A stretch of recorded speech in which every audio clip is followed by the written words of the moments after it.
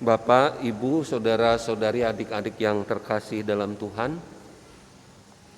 saya akan memulai homili pagi hari ini dengan doa.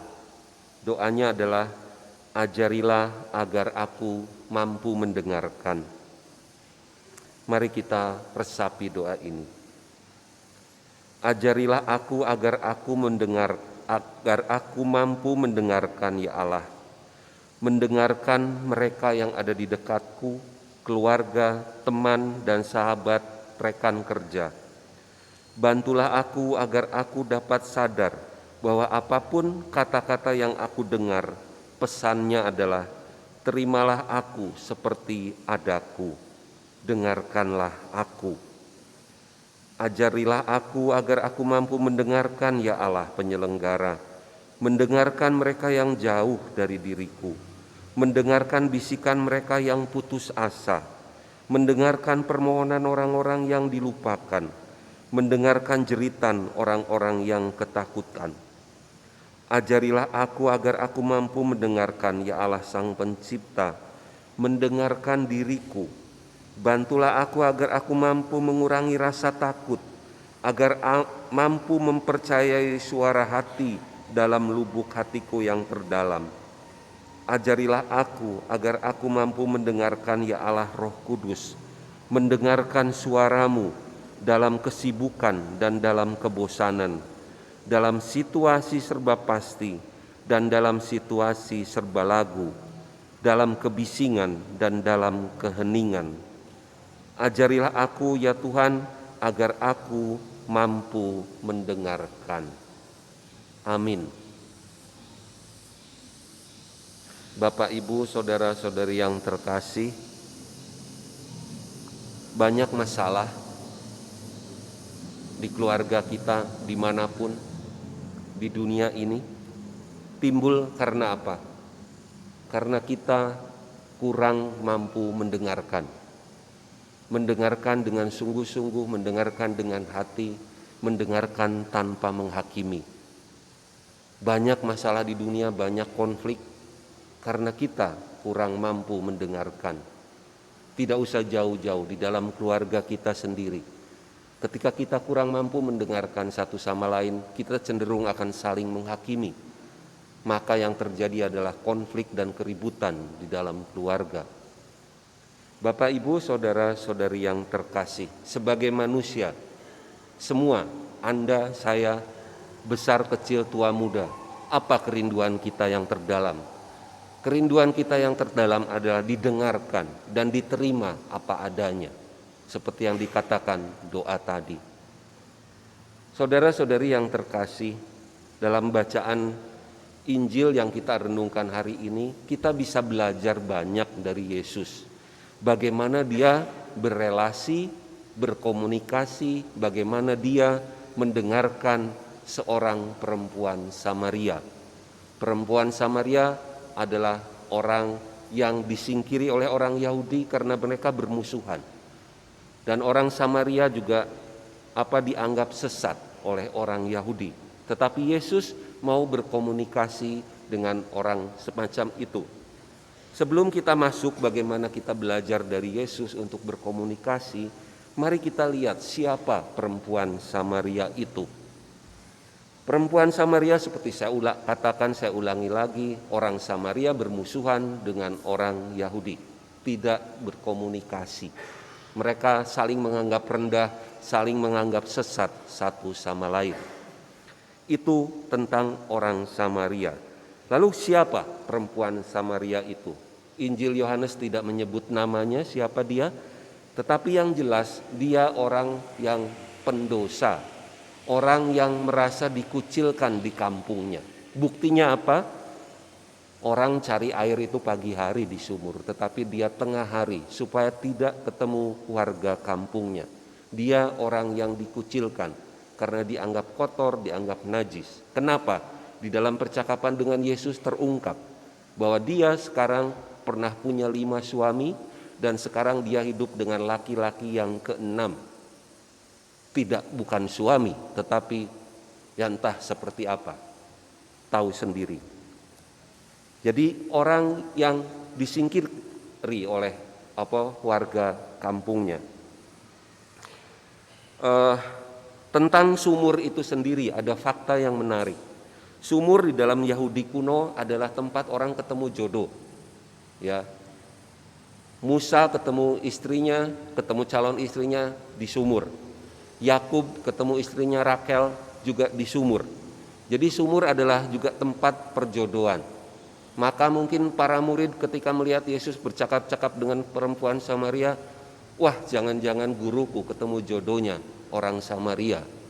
Mungkin itu yang dalam benak para murid di zaman itu. Saudara-saudara yang terkasih, sekarang mari kita lihat bagaimana cara Yesus berkomunikasi dengan perempuan Samaria yang disingkiri oleh banyak orang. Pertama-tama yang Yesus lakukan adalah dia datang dengan penuh hormat, dengan penuh respek, dengan kerendahan hati. Masa orang Yahudi menyapa orang perempuan Samaria, itu juga membuat orang tadi perempuan Samaria kaget. Kok ada ya orang Yahudi menyapa kami, padahal kami dianggap rendah oleh mereka. Tetapi Yesus memperlakukan perempuan itu dengan penuh hormat. Lalu Yesus juga berani dengan rendah hati berbagi kelemahan dan kerapuhannya. Dikatakan di dalam Injil, Yesus merasa letih dan kepanasan dan dia haus. Maka dia tidak sok kuat, tidak sok orang yang sangat kuat gitu, tetapi dia mengatakan, aku haus, aku diberi minum. Keberanian untuk menjadi rapuh di hadapan orang lain, keberanian untuk mengungkapkan ketidakberdayaannya. Itu yang dilakukan Yesus. Tidak mudah, teman-teman. Kita dibesarkan dalam budaya yang hanya bisa menunjukkan kekuatan, mengungkapkan kelemahan, kerapuhan, apalagi bagi laki-laki, mungkin bagi budaya tertentu atau bagi keluarga tertentu haram hukumnya. Tetapi saya kok semakin yakin, justru orang-orang yang sungguh kuat, justru orang-orang yang sungguh dewasa bisa mengungkapkan kelemahannya kepada sesamanya. Tentu bukan semua sesama, hanya orang-orang tertentu yang bisa dipercaya. Orang tanda kedewasaan jiwa salah satunya adalah mampu mengungkapkan kerapuhannya, sehingga bisa terjalin komunikasi yang mendalam. Coba dari pengalaman hidup kita, kapan kita bisa dekat dengan seseorang? Ketika kita bisa berbagi kerapuhannya, bukan ketika kita saling umuk satu sama lain. Relasi kita justru menjadi renggang. Suami istri yang saling bisa berbagi kerapuhan, saya kira keluarga itu akan damai sejahtera. Tetapi suami istri yang diam-diaman, tidak mampu mengungkapkan kerapuhan dan ketidakberdayaan satu sama lain, tidak akan mendapat kekuatan dari pasangannya. Dan apa yang dilakukan Yesus? Dia mau berbagi kerapuhannya. Pertanyaannya, apakah kita di dalam keluarga kita merasa aman untuk berbagi kerapuhan kita? Suami kepada istri, istri kepada suami, anak kepada bapak, anak kepada ibu, sesama anak, saudara-saudari, saling berbagi kelemahan, kerapuhan, ketidakberdayaan. Apakah itu tumbuh di dalam keluarga kita masing-masing? Kalau itu tumbuh, saya yakin itu adalah keluarga yang baik. Keluarga yang bisa menanggung kerapuhan bersama untuk menghadapi sulitnya kehidupan ini. Bapak, Ibu, saudara-saudari yang terkasih, apa yang dibuat Yesus mungkin bisa kita ikuti. Kita mulai di dalam keluarga kita masing-masing. Berani sungguh mendengarkan. Mendengarkan ada tekniknya, ada teori-teorinya. Salah satunya adalah kalau kita mendengarkan seseorang dan dia bicara serius, hal-hal yang mendalam, hal-hal yang berat dalam hidupnya, kita harus hadir penuh. Misalkan anak kita sedang mengalami beratnya ujian, lalu sambat kepada orang tua. Orang tua mendengarkan anaknya dengan cuek sambil mainan HP. Apa rasanya bagi anaknya itu? Coba kita sendiri ketika sedang bermasalah, Didengarkan orang sambil matanya kemana-mana, sambil main-main HP, apa rasanya? Saya merasa tidak dianggap. Saya merasa tidak berharga bagi dia. Maka salah satu musuh di dalam keluarga adalah HP. Kadang-kadang kita perlu menyingkirkan itu. Ketika kita bicara serius, tinggalkan HP itu. Dia bisa menjadi setan yang membuat jarak di dalam keluarga makin renggang. Maka salah satu cara adalah ketika kita mendengarkan seseorang, kita harus hadir penuh. Singkirkan yang lain, singkirkan HP, alat komunikasi yang lain. Hadir penuh untuk orang itu. Dan jangan cepat-cepat menasehati. Dengarkan, biarkan apa yang dikatakan. Kadang kita sebagai orang tua merasa terlalu cepat memberi nasihat. Karena kita merasa lebih tahu, saya lebih berpengalaman, hidup saya lebih lama. Tetapi coba kita renungkan diri kita sendiri. Ketika kita sedang bermasalah, sedang marah dengan seseorang, sedang benci dengan seseorang, lalu ketika kita curhat, apa yang kita inginkan? Yang kita inginkan adalah didengarkan, bukan dinasehati. Baru ngomong 1-2 kata sudah dinasehati. Dalam hati mungkin, wah kurang ajar orang ini. Saya masih ingin mengungkapkan energi kemarahan saya, dia sudah menasehati. Maka Bapak Ibu saudara-saudari yang terkasih, kita perlu berlatih mendengarkan dengan sungguh-sungguh. Menahan diri untuk ngomong.